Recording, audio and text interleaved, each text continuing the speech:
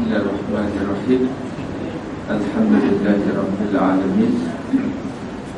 Wassalatu wassalamu ala asyrafil mursalin Sayyidina Muhammad sallallahu alaihi wasallam wa ala alihi wa sahbihi wa man sara ala nahjihi ila yaumiddin.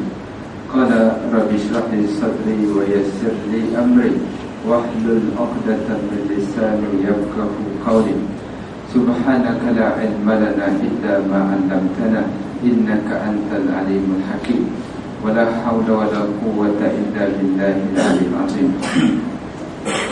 Allahumma salli ala sayyidina Muhammadin tibbil qulub wa dawaiha wa afiyatil abdan wa shifaiha wa nuril absar wa diyaiha wa ala alihi wa sahbihi wa barik wa sallim. Amma ba'd. Assalamualaikum warahmatullahi ta'ala wabarakatuh. Alhamdulillah, berkata kepada Allah Subhanahu wa ta'ala, kerana dengan limpah kurnia rahmat, petunjuk dan hidayahnya, maka kita masih dipanjangkan umur, yang kita sihat walafiat, yang kita baru saja menyambut hari raya Aidil Adha, hari raya di mana seluruh dunia, bukan saja di Malaysia, Asia Tenggara, di Afrika, Timur Tengah, mana-mana pun, semua sekali jiwanya mengingati tentang Mekah dan Madinah di padang Arafah, kerana manusia menaikkan haji wa azim dan fil haji, tentang melaksanakan ibadat haji. Jadi ibadat haji artinya tanda kita bersyukur kepada Allah Subhanahu wa ta'ala. Itu haji tadi. Walaupun kita rasa tak ada apa-apa pun, bila sambut raya haji senyap di rumah, sambut raya puasa lain pula, meriah. Seronoknya kerana meriahnya, seronok raya ni kerana baju baru, orang balik, kereta berkilat, nampak tak, kedai penuh, kedai cuci kereta penuh, yang baiki aircon yang nak balik kampung tukar tayar, habis semua. Sebab tu suasana tu dia jadi raya, nampak tak? Tapi hakikatnya raya itu sebenarnya kita bersyukur kerana telah tamat melaksanakan ibadat berpuasa. Fitratun inda liqa'i rabbih. Yang kedua fitrah inda fitri. Yang pertama gembira kerana kita berjaya menunaikan ibadat. Yang kedua kerana bergembira bertemu Allah Ta'ala pada hari kiamat dengan ibadat puasa. Begitu juga kita ibadat haji tadi, kegembiraan dan kesyukuran. Bagaimana pengorbanan Nabi Ibrahim alaihissalam. Walaupun kita duduk kat Malaysia, tak pergi Mekah ibadat haji pada tahun ini, tetapi jiwa kita ingat dengan kita beribadat hari pertama sampai hari ke-10, iaitu dengan kita melaksanakan puasa hari Khamis, puasa 9 Zulhijjah, diampunkan dosa sebelumnya dan setahun selepasnya. Sikit je nampak tak? Sikit je, setahun. Tapi benda tu penting, tawaran, nampak tak? Umur kita panjang 80 tahun, baru 2 tahun start, nampak? Tahun depan kau buat lagi, kau pun tak sampai umur nanti. Jadi benda-benda yang macam ni kita kena usahakan, supaya ibadat kita, amalan kita diterima oleh Allah Subhanahu wa ta'ala. Pengorbanan, korban lembu, kambing dan sebagainya, seumpamanya pengorbanan yang kita buat tadi, maka dia datang dengan rambutnya, dengan bulunya, dengan kukunya pada hari kiamat, sebagaimana pengorbanan Qabil dan Habil. Lalu yang diterima adalah Habil. Qabil tak terima, nampak tak? Apabila itu pengorbanan, korban dah berlaku dulu, macam dia banyak peristiwa korban ni. Lalu pengorbanan si Habil tadi dengan binatang yang sihat walafiat, yang gemuk dan sebagainya, dengan ikhlas, lalu disambar oleh petir, diterima oleh Allah Subhanahu wa ta'ala. Yang si Qabil Allah Ta'ala tak terima, nampak tak? Akhirnya si Qabil tadi membunuh saudaranya, iaitu Habil. Itu nampak kerana sifat manusia dah bermula semenjak awal lagi. Anak Nabi Adam Kita anak Adam juga, tapi jauh keturunan. Nampak tak? Ini mula-mula anak lahir pertama dan sepasang, lahir yang kedua sepasang, sepasang, lalu dia berkahwin dengan pasangan yang seterusnya, lawan dia tadi. Akhirnya Qabil tak berkahwin. Bila tak berkahwin, nak tengok siapa yang betul, maka siapa yang berkorban disambar dia punya pengorbanannya, Allah terima, maka dialah yang layak berkahwin. Akhirnya yang ikhlas, yang betul, maka itulah yang diterima oleh Allah Subhanahu wa ta'ala. Jadi moga-moga kita ingatlah ibadat kita yang kita buat ni yang berkalan pada hari kiamat, pada hari akhirat kelak. Jadi kita membaca sambungan hadis Nabi SAW. Jadi nak membicarakan berkaitan dengan tajuknya, berkaitan dengan wa in kana qabla al-khati'ah akmal. Ini berkaitan dengan orang yang bertaubat, kemudian anna ta'ib idza taba ila Allah taubatan nasuha fa hal tumhi tilka sayiat. Sesungguhnya orang yang bertaubat, idza taba ila Allah, idza taba at-taibu anna taiba, orang yang bertaubat, idza taba, apabila dia bertaubat ila Allah taubatan nasuha, taubat yang sungguh tadi, bukan taubat tak kucing, orang panggil tak kira lah kucing ke, sesuai dengan bahasa negeri masing-masing. Taubat apa? Ni apa? Sambal belacan, pedas tak makan lagi. Esok hidang di nombor 1 makan. Itu je. Pedas nampak tak, sakit bibir. Taubat tak makan, esok dia juga yang makan. Taubatan nasuha, ini taubat yang sungguh-sungguh. Soalannya, fahal tumhi tilka sayiat, adakah Allah hapuskan kesilapan ni tadi? Wa yuzhib la lahu wa la alai, maka Allah akan hilangkan apa yang dia telah lakukan. Ataupun iza mahabbata asbata makan kullu sayyi'atin hasanah, ataupun setiap perkara yang dia telah lakukan maka Allah gantikan dengan al-hasanah, dengan kebaikan. Sebagaimana dipetik daripada sebagaimana Ibnu Abbas menyatakan berkaitan dengan firman Allah Subhanahu wa ta'ala, yubaddilullahu sayyi'atihim hasanatun. Allah Ta'ala menukar sayyi'atihim, sayyi'at benda yang buruk, yang tak baik, dosa yang dia telah lakukan, jadi Allah tukarkan. Jadi persoalannya, yubaddilullahu sayyi'atihim hasanatun, yang buruk tadi akan kebaikan.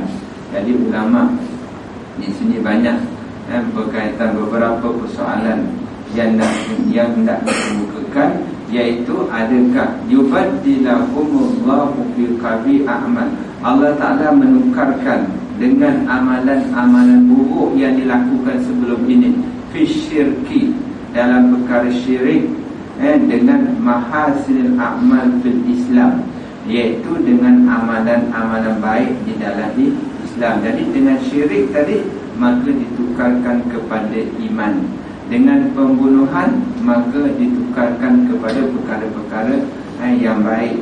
Jadi adakah perkara-perkara yang baik ini? Itu yang pertama.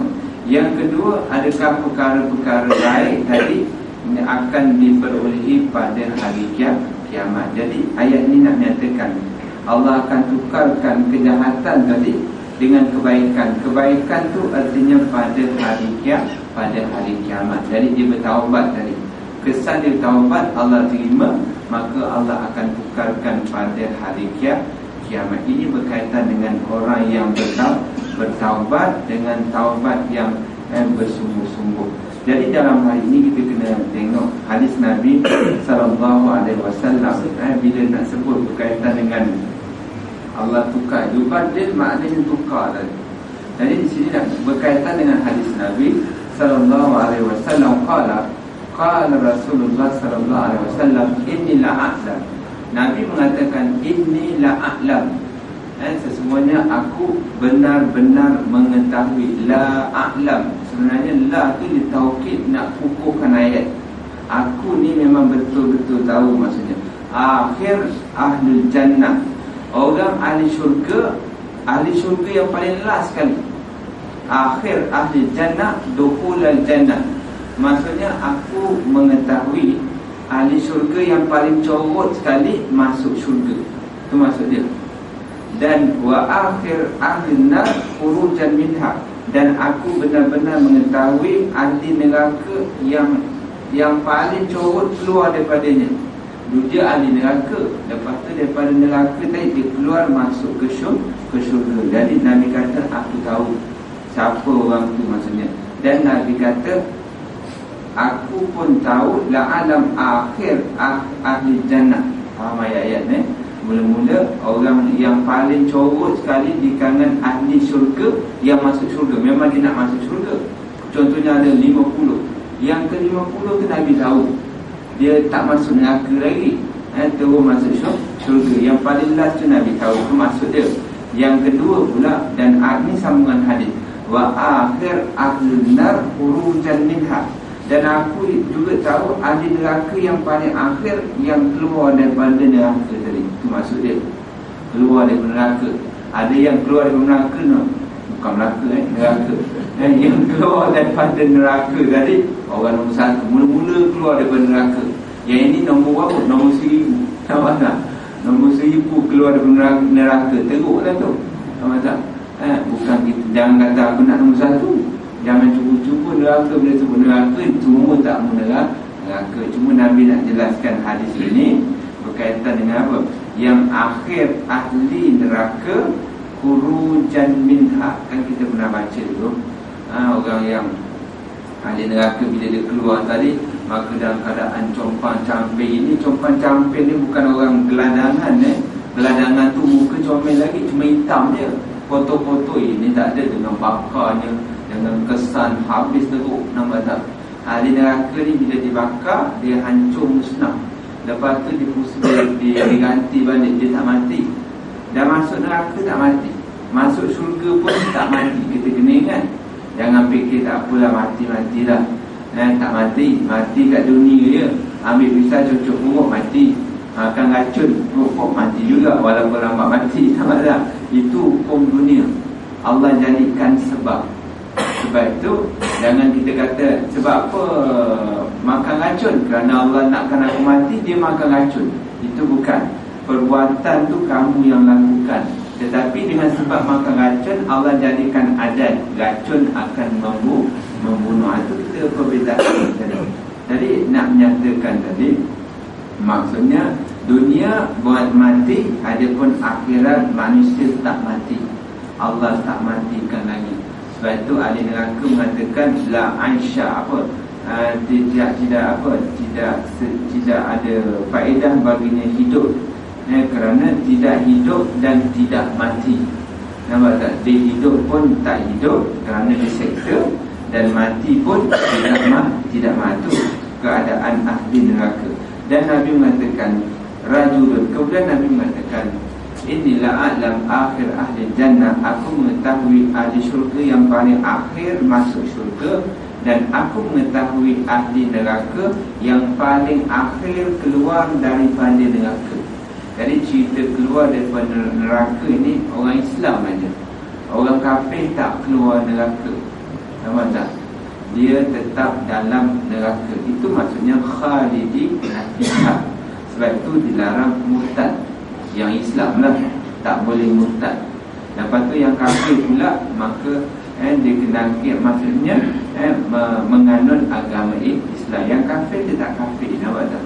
Kalau ditakdirkan bapaknya kafir, anaknya Islam, maka anaknya berdakwah supaya bapaknya masuk Islam dulu. Jangan dia berdoa, ya Allah masukkan syurga. Tak boleh tadi. Nampak tak? Kerana dia di dalam kekufuran. Itu kita kena faham perbezaan. Kerana kufur dia tadi, kafir dia tadi, maka menyebabkan dia kekal khalidina fiha abadan. Sebab itu kita kena faham antara nikmat sebelum kita sihat, sebelum kita ada pakaian kaya dan sebagainya, nikmat yang paling utama yang kita tak perasan, iaitu nikmat Islam. Nampak tak? Kita tahu siapa yang perlu kita sembah, apa yang perlu kita buat, apa yang perlu kita tinggalkan, apa yang perlu kita bagaimana dengan menerusi ajaran Islam. Kemudian Nabi meneruskan, rajulun yu'ta, ini sambungan hadis, rajulun yu'ta bihi yaumal qiyamah. Lalu Nabi mengatakan, lelaki yu'ta bihi, didatangkan dengannya pada hari kiamat. Faiqalu, lalu dikatakan pada lelaki tadi, i'radu alaihi sighara dzunubih. Maka Allah mengatakan, i'radu alaihi, i'radu ni kembali kepada malaikat, maksudnya engkau pamerkan atasnya lelaki itu sighari dzunubih, maksudnya dosa yang kecil, dosa paling kecil yang dilakukan. Warfa'u anhu kibariha, dan angkatkan daripadanya yang besar. Fata'arrad alaihi sighara dzunubih, maksudnya Allah kata, tunjukkan dosa kecil dulu, kalau besar nanti dulu. Turfa, diangkatkan dulu. Jadi turfa sama ada tak disebutkan ataupun apa, cuma nak menyatakan, Nabi mengatakan mereka tadi akan ditunjukkan akan dosa kecil yang dia lakukan. Fayuqadu, maka dikatakan amalta yaumi kaza wa kaza wa kaza wa amaltu yaum kaza wa kaza. Lalu bila dipamerkan dosa dia, lalu Allah tanya, ni malaikat lah, bila tanya itu bukan maksudnya Allah tak tahu.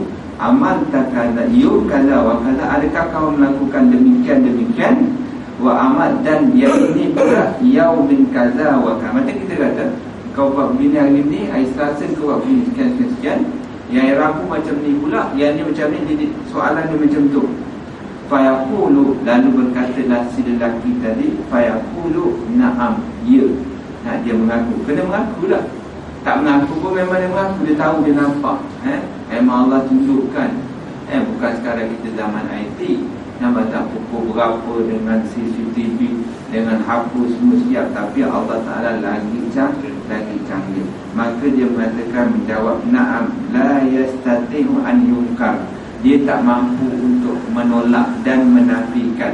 Wa huwa mushfiqu min kibari dzunub, lalu dia merasa bimbang tentang min kibari dzunubi antu'rat alaihi, daripada dosa besar yang akan ditunjukkan pula.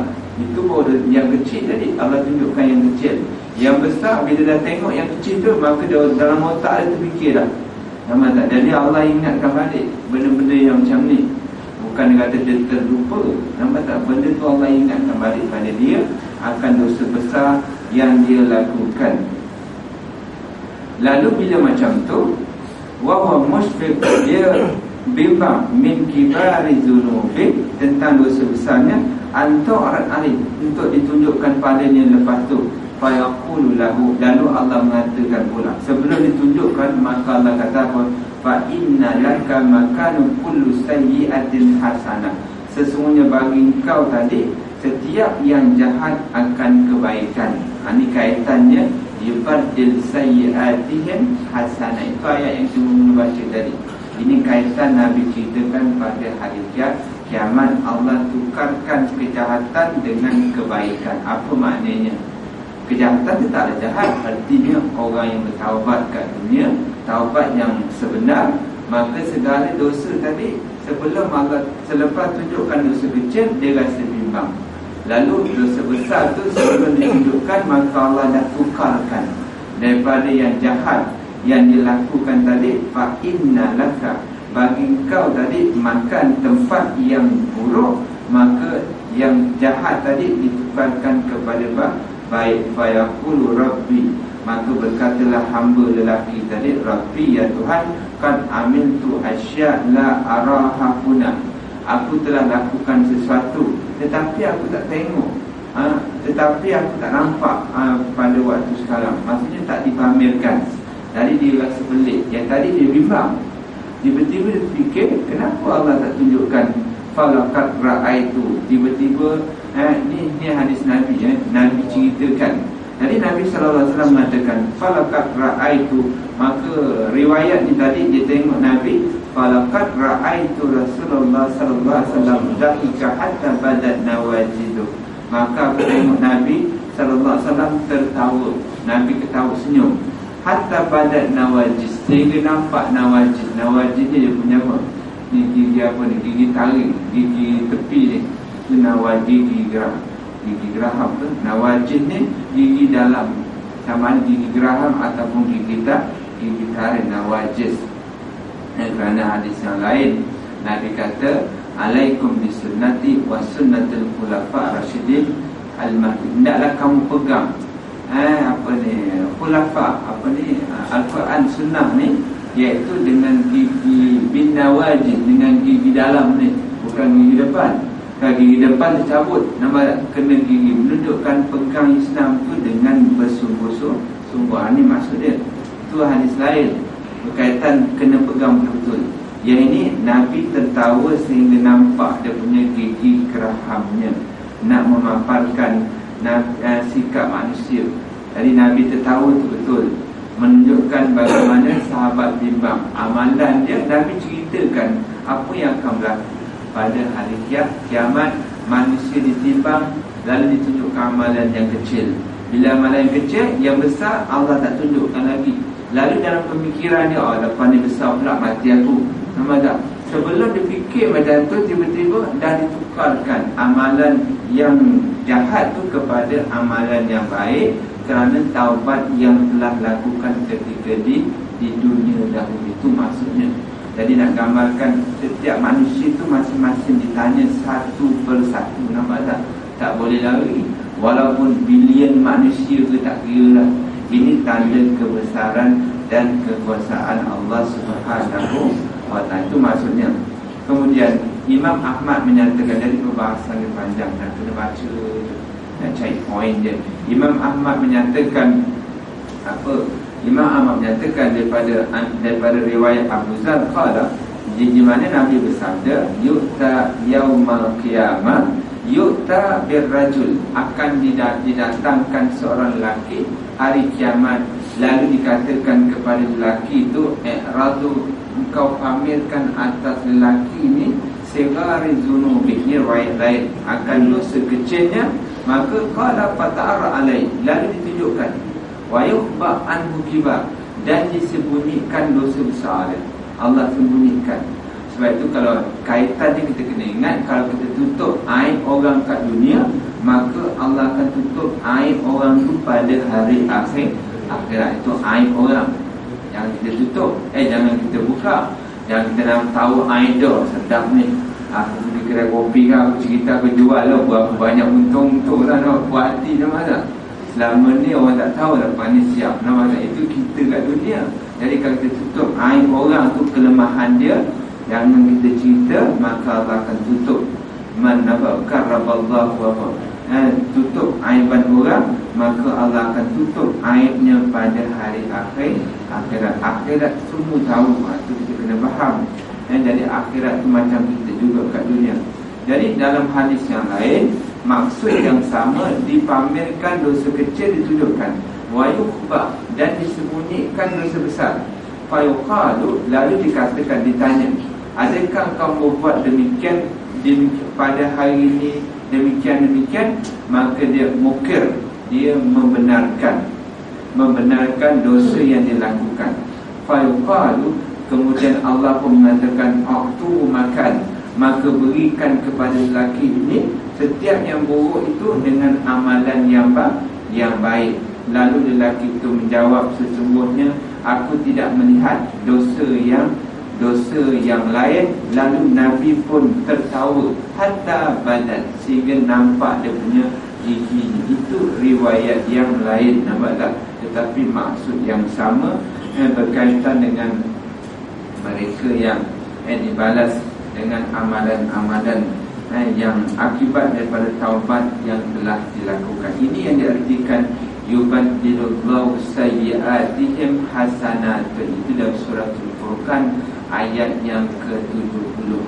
Jadi kalau kita rujuk dan tafsir, kita akan jumpa rujuk tafsir Munir misalnya, tafsir Munir, tafsir Ibnu Katsir, daripada tafsir Al-Azim, ataupun tafsir apa lagi, tafsir Jalalain, dia mesti ada menguraikan berkaitan dengan dosa-dosa taubat yang dilakukan taubat yang Allah terima lalu akan dibalas pada hari akhirat. Kemudian persoalan yang lain disebutkan, dan sebahagian yang lain menyatakan badal sayyi'at hasanah qad unziba 'alaiha finnar. Jadi kemudian dinyatakan bagaimanakah mereka yang jadi tajuk ini bagi orang yang bertaubat daripada kejahatan yang dia lakukan, dia bertaubat. Yang kedua pula, golongan yang kedua, orang yang mati musirran 'alaiha, orang yang mati tetapi tetap dalam melakukan kejahatan, dia tidak sempat bertaubat. Jadi bukan berarti dia mati dia sedang melakukan maksiat, itu dah tentu. Dia mati dengan duduk kat tiang, tapi bukan tiang masjid lah, duduk kat rumah misalnya. Dalam masa yang sama dia memang kerja setiap malam, joget kat belakang raya misalnya lah, sebab benda tak elok. Jadi dia musir, dia tetap sampai dia pencen, dan pencen dia sambung ke lain pula. Sama petang siang, tak pagi pergi apa, tikam ekor kat semabuk juga. Tadi kawan semabuk luar lah, nampak tak? Jadi nak nyatakan dia berterusan. Jadi bukan kita nak nyatakan dia mati dalam keadaan sedang maksiat, tetapi dia mati, dia masih mengekalkan dosa. Itu berbeza. Dia mengekalkan dosa yang dia lakukan. Jadi orang yang macam ni tidak termasuk maksud yang kita baca tadi. Nampak? Kerana ulama soal jawab balik, yang bertanya bagaimanakah pula dia nak diampunkan sedangkan dia dah dikeluarkan daripada neraka. Dia dah keluar daripada neraka, artinya dia telah diseksa terlebih dahulu, artinya telah dibalas akibat dosa yang dia lakukan. Lalulah ulama mengatakan orang yang daripada neraka dikeluarkan ke syurga, ini adalah mereka yang tidak bertaubat tetapi mengekalkan dosa yang dia lakukan. Yang kita cerita tadi, orang yang bertaubat dan diterima oleh Allah Subhanahu wa ta'ala. Itu nampak tak? Jadi pentingnya taubat. Nampak tak? Jadi sebelum mati taubat, jangan nak tunggu mati. Nanti dululah tak mati lagi. Masalahnya tak tahu bila mati. Nampak tak? Sebab tu malam tak berbau, malam tak ada bau, tak berbau, tak ada bau. Nampak tak? Apa lagi? Malam tak ada bau, mati tak ada bau juga. Nak cerita mati tak ada bau. Bila bau masam, nak mati ni. Itu ada bau. Nampak tak? Jawapannya tak ada bau. Ada bau tapi bau bangkai, itu dah mati. Nampak tak? Itu dah tak boleh pakai dah. Itu dah tak ada faedah langsung. Sehingga dia mati pun dia tak tahu. Nampak tak? Orang lain yang tahu. Tengok-tengok sedar-sedar dah masuk alam lain. Nampak tak? Kita tak masuk alam lain dulu. Itu kena ingat, alam lain tu alam akhirat. Bila mati masuklah alam akhirat. Bila alam akhirat, sebagaimana ulama kata, kita dah sebut selalu, orang dalam kubur tu, maka setiap detik sebenarnya hari akhirat dia nak cari amalan-amalan kebaikan. Mana amalan kebaikan cari, nak kumpul, nak cari supaya nak dapat nikmat di dalam syurga, nak dapat nikmat air akhirat, cari. Pernah sedekah sikit dekat masjid, pernah bantu orang miskin, pernah bantu orang susah misalnya, apa lagi, membantu dan sebagainya, benda-benda yang baik. Sebab itu benda baik tu kita kena banyakkan. Bila kita banyak benda-benda baik ni, moga-moga kita akan mendapat kebaikannya pada hari selepas kematian. Bila sebut selepas kematian tu hari akhirat lah. Bila sebut akhirat mungkin kita faham lambat lagi. Bila sebut akhirat, mati ya hari akhirat. Itu maksudnya. Kerana manusia tidak boleh beribadat lagi. Itu maksudnya. Jadi yang kedua pula, la fiman, bukan mereka yang mati musirran alaiha, mereka yang mati tetapi berterusan di dalam melakukan kejahatan. Artinya orang yang tidak tempat bertaubat. Ini yang dimaksudkan berkaitan dengan mereka yang ditukarkan amalan keburukan dengan amalan-amalan yang baik.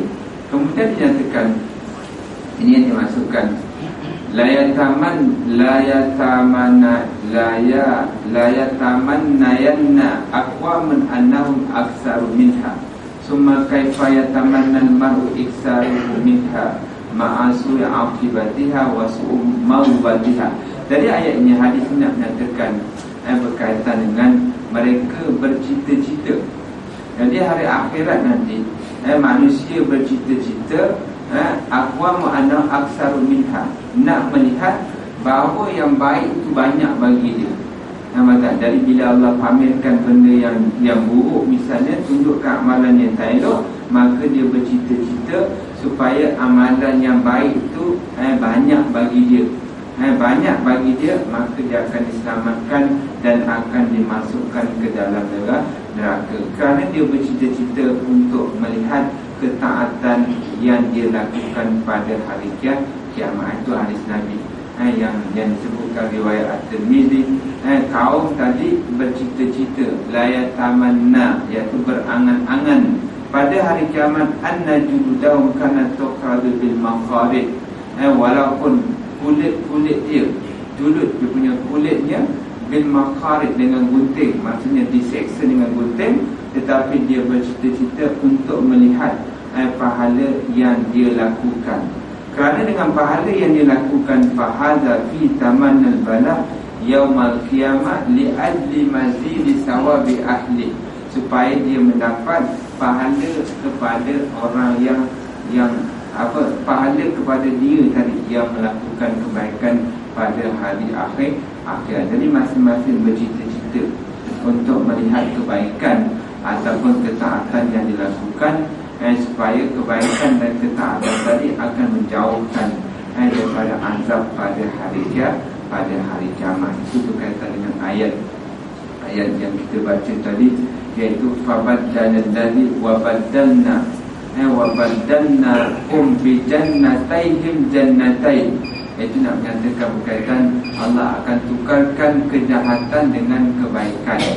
Kejahatan dengan kebaikan tadi artinya iaitu Allah akan balas segala kejahatan akibat taubat yang dia lakukan, iaitu pada hari kiamat kelak. Kemudian Allah Ta'ala menyatakan di dalam Al-Quran, Rabbana faghfir lana dzunubana wa kaffir anna sayyi'atina. Disebutkan ayat yang seterusnya, wa ya'fu anis sayyi'at, semua berkaitan dengan taubat. Wa kaffir anna sayyi'at, dikifarahkan anna sayyi'at, diampunkan dosa. Allah.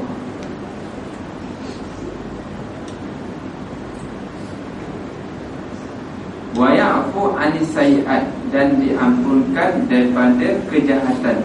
Innallaha yaghfiru dzunuba jami'a. Ini semua berkaitan dengan mereka yang bertaubat tadi. Layukaffirullahu anhum aswa. Jadi berkaitan dengan taubat juga ayat yang lain. Ini semua tajuk yang sama. Layukaffirullahu anhum aswa alladhina aminu. Allah akan mengampunkan dosa, mengkafarahkan aswa, dosa-dosa yang dilakukan, wa yajziyahum, dan akan membalas bi ahsan alladhi kanu ya'malu, dengan yang lebih baik apa yang mereka lakukan, iaitu dengan bertaubat kepada Allah Subhanahu wa ta'ala dengan segala bentuk ketaatan. Selepas kejahatan dia lakukan, lalu dia bertaubat dengan taubat yang sebenar, maka dibalas dengan kebaikan-kebaikan pada hari kiamat. Ini berkaitan dengan taubat dan kesannya amalan-amalan baik yang kita lakukan. Jadi bila kita bertaubat, kita dah faham dah asas taubat tu macam mana, syarat-syarat taubat. Syarat taubat antaranya apa? Al-iqla', itu dia 3 syarat. Iqla', kita cabut, tinggalkan langsung. Bukan cabut lagi, maksudnya maksiat tu kita tak buat langsung. Yang kedua al-iqla', yang kedua al-nadam, kita menyesal. Yang ketiga al-azmu, berazam, alla ya'udu abadan, tidak akan kembali melakukan sampai bila-bila. Itu 3 perkara asas yang melibatkan sesama Allah Ta'ala, kita dengan Tuhan. Adapun melibatkan dengan makhluk, maka kita kena jumpa orang tu. Nampak tak? Kita kena minta ampun, kita kena kembali kembalikan balik dan sebagainya. Harta dia kita rosakkan, keretanya kita bakar misalnya, maka semuanya kena kembalikan balik mengikut apa yang kita telah lakukan. Itu berkaitan dengan hak hamba.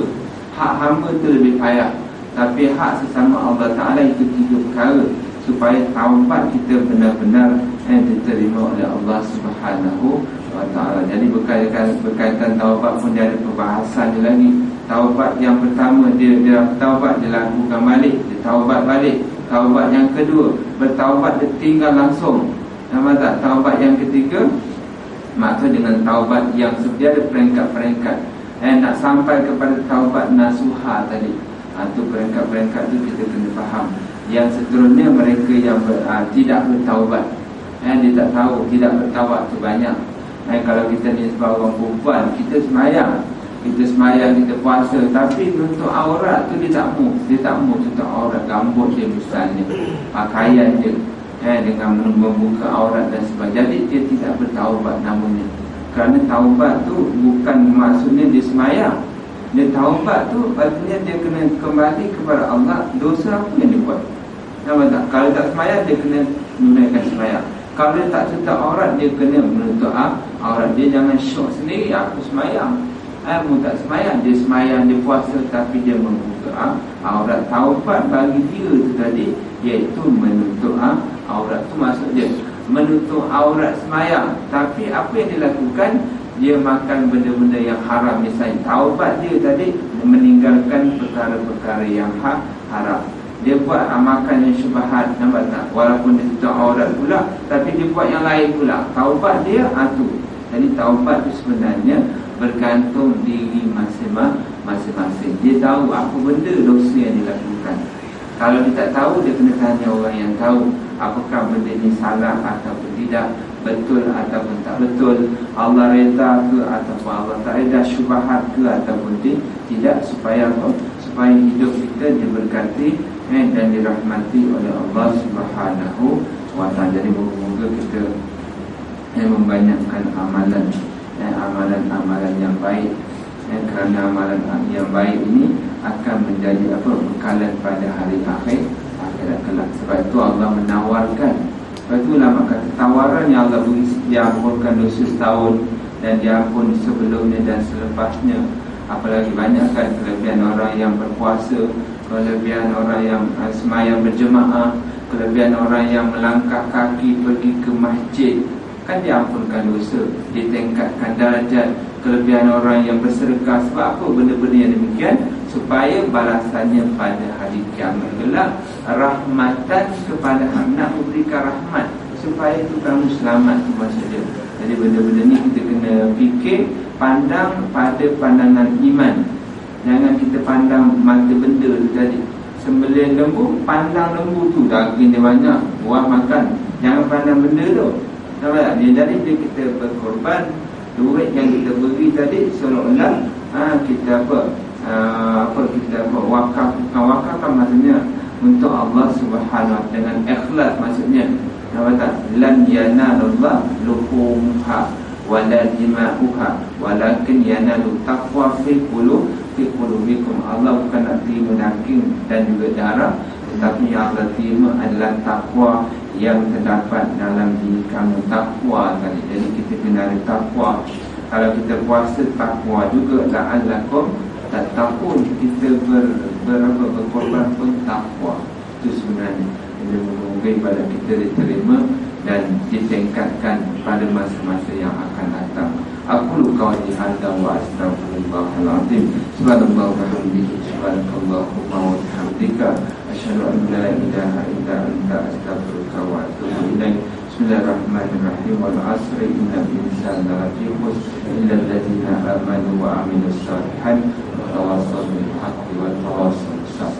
Bismillahirrahmanirrahim. Alhamdulillahirabbil alamin.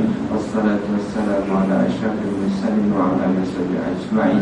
Allahumma sta' alaina hikmataka wa anshur alaina min khazaini rahmatika ya arhamar arhamar rahimin. Allahumma ja'alna jam'ana hadza jam'an marhuma wa tafarruqana tafarruqan ma'suma.